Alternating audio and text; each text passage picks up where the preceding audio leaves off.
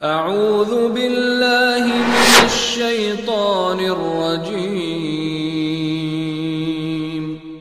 بسم اللہ الرحمن الرحیم۔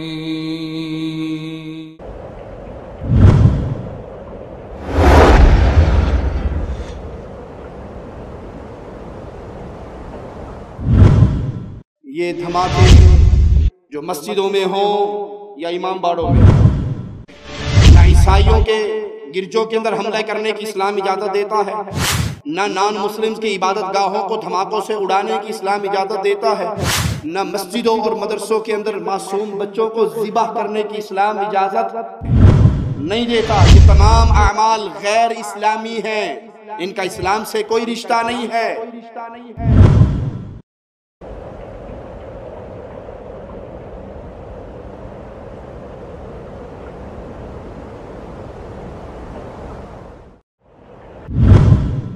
اہل سنت کا عقیدہ، اہل الحدیث کا عقیدہ اور موقف بیان کر دوں۔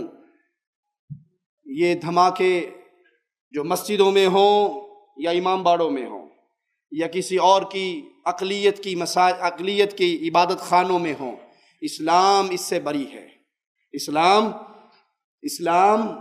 اس سے بری ہے۔ نہ عیسائیوں کے گرجوں کے اندر حملہ کرنے کی اسلام اجازت دیتا ہے، نہ نان مسلمز کی عبادت گاہوں کو دھماکوں سے اڑانے کی اسلام اجازت دیتا ہے، نہ مسجدوں اور مدرسوں کے اندر معصوم بچوں کو ذبح کرنے کی اسلام اجازت نہیں دیتا۔ یہ تمام اعمال غیر اسلامی ہیں، ان کا اسلام سے کوئی رشتہ نہیں ہے، یہ کوئی ثواب کے عمل نہیں ہے۔ ایک بندہ اگر وادی کفر میں چلا گیا، اس کو سزا بھی دینی ہے تو وقت کی اسلامی حکومت کے ذمہ ہے، مسلمان حکومت اس کو سزا دے گی۔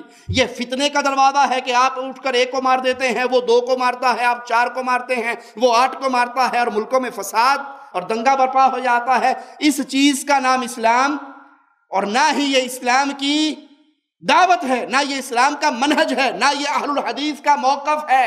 ہم اس جنگ و جدال کو، اس قتل و غارت کو فتنہ قرار دیتے ہیں اور برات کا اظہار کرتے ہیں۔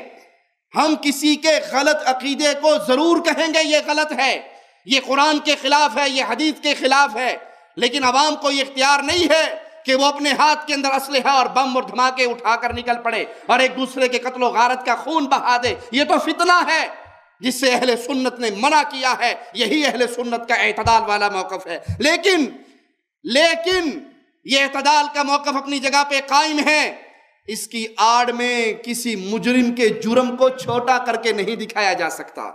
یہ مولوی صاحب کہتے ہیں کہ دھماکہ کرنے والا جب دھماکہ کرنے آتا ہے، مقصد تو اس کا ذاکر کو مارنا ہے۔ ذاکر بیچارے نے کیا بگاڑا ہے؟